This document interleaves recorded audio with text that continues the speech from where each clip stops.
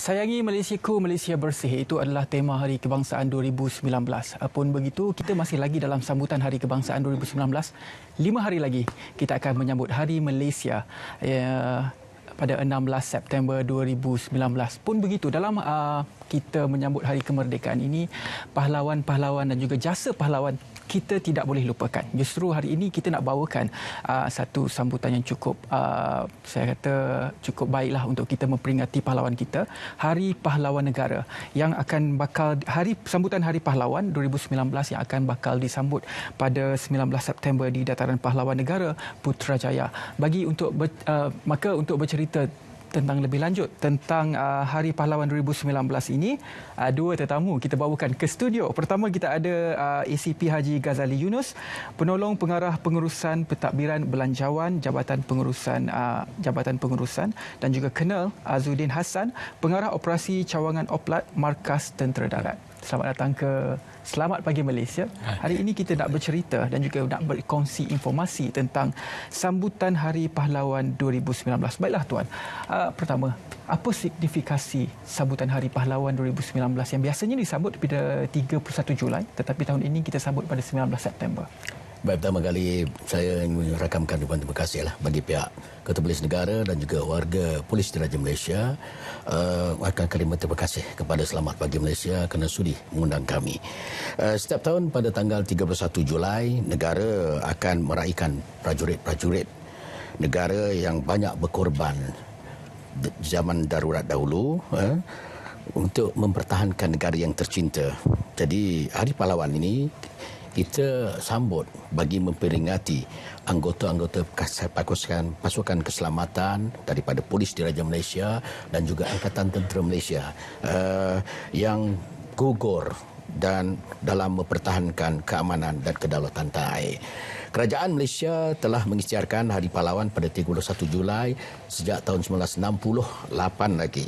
Sempena tamatnya darurat pada tarikh tersebut di mana ianya merupakan platform bagi mensyukuri keamanan yang dikecapi negara sehingga membolehkan kemajuan dan pembangunan negara sampai sekarang.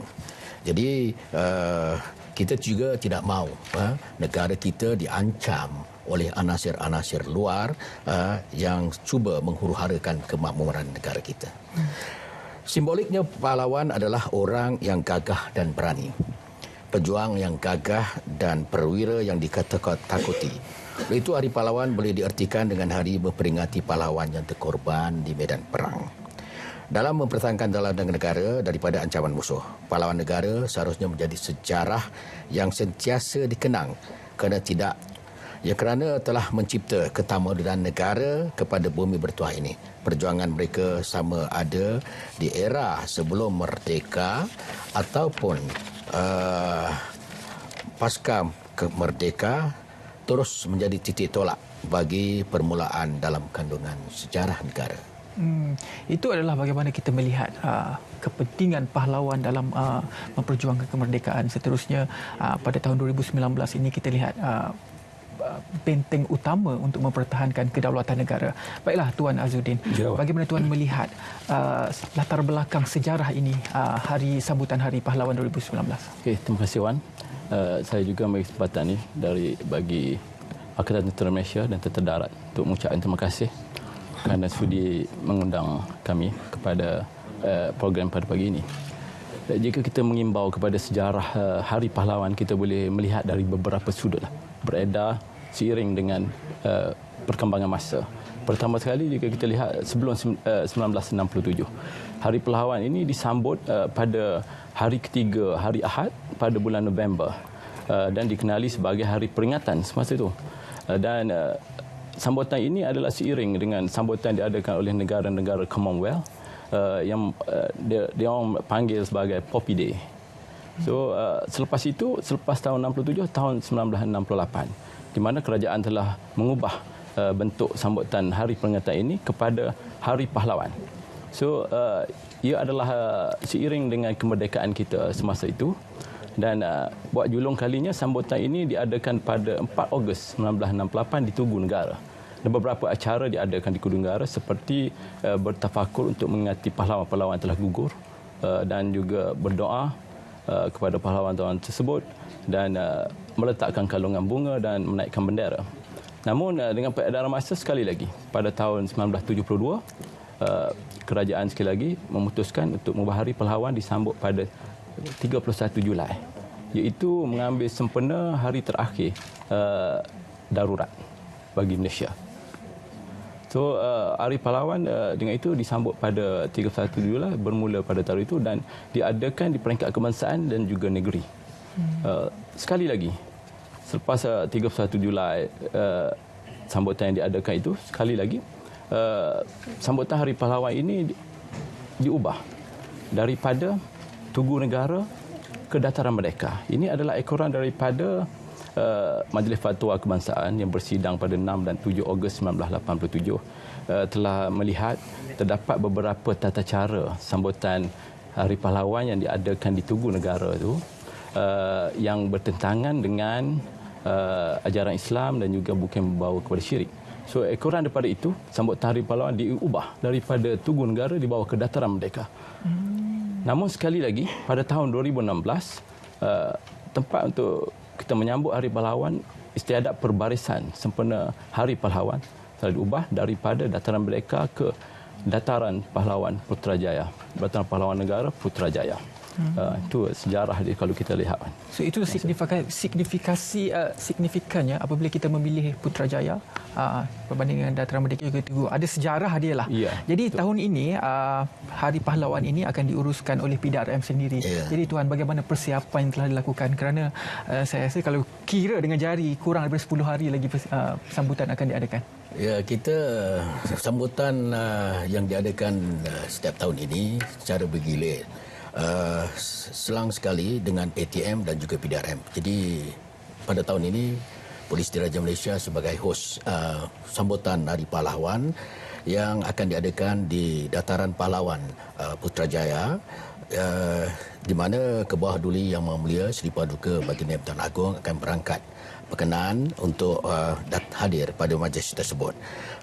Selain pada acara perbarisan di Dataran Pahlawan itu, kita juga ada acara bacaan Yasin dan Tahlil juga doa selamat di Masjid Negara pada 18 September pada jam 7 malam, dan juga sambutan bacaan khutbah khas pada hari Jumaat juga di Masjid Negara pada 20 Julai, iaitu pada hari Jumaat jam 1 tengah hari lah, sembahyang Jumaat, yang dihoskan juga oleh Polis Diraja Malaysia, PDRM, dan persiapan kami telah membuat persiapan lebih awal.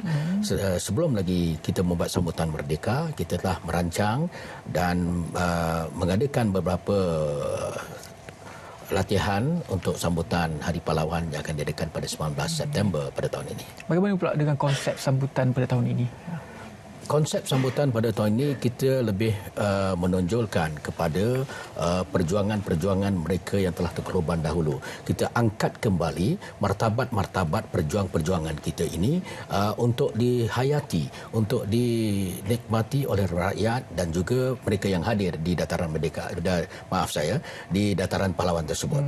Jadi perbarisannya biasa saja, sama saja sambutan setiap tahun, cuma persembahan khas iaitu sebuah pentomen yang kita angkat, di mana pentomen ini menceritakan latar belakang sejarah perjuangan yang akan dipaparkan pada tahun ini adalah di mana pasukan VET-69 Komando membuat satu operasi dan juga bercantum dengan F-Team yang telah dibubarkan dari cawangan khas Polis Diraja Malaysia, yang akan mengkisahkan bagaimana mereka menangkap hidup-hidup ketua komunis, ditangkap hidup-hidup oleh pasukan F-Team, dan juga bagaimana komunis ini berkubur yang diusahakan oleh pihak cawangan khas, sehingganya peletakan senjata pada 2 Disember perjanjian Hat Nyai pada 2 Disember 1989.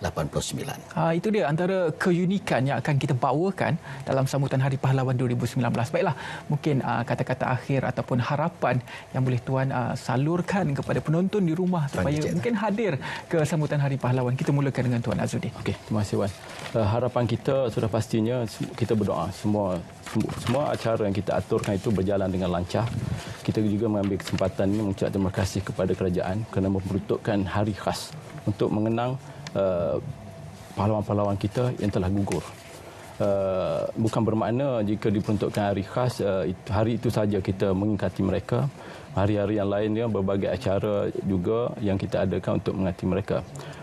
Saya berharap marilah kita semua rakyat Malaysia bersama-sama dengan kita memahami bagaimana sejarah Hari Pahlawan itu tersebut, maka kita akan memahami bahawa keamanan yang kita kecapi hari ini tidak datang dengan harga yang murah.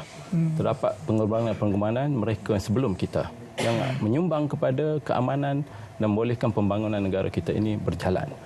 So, saya berharap marilah sama-sama rakyat Malaysia pada 19 September ini untuk sama-sama kita hadir di dataran pahlawan negara Putrajaya bagi menghargai mereka-mereka yang telah menyumbangkan jasa mereka kepada negara ini. Akhir sekali, Wan, saya juga mengucapkan terima kasih kepada RTM sekali lagi kerana mengundang kami kepada acara ini sempena Hari Pahlawan. Okeylah, saya sambut terima kasih itu dengan ucapan sama-sama. Kita tak punya banyak masa untuk bercerita tentang Hari Pahlawan ini. Pun begitu kami ucapkan ribuan terima kasih kerana sudi berkongsi informasi tentang sambutan Hari Pahlawan yang akan diadakan pada 19 September 2019 di dataran Pahlawan Putrajaya. Pastikan masyarakat yang berada di sekeliling ataupun sesiapa sahaja datang ke dataran Pahlawan untuk menyaksikan dan juga memperingati pahlawan kita di Malaysia. Baiklah, selepas ini kita nak ke Perlis kerana ada bingkisan Pesta Air Kuala Perlis, acara tahunan yang melibatkan pelbagai acara sukan rakyat di Kuala Perlis. Silakan.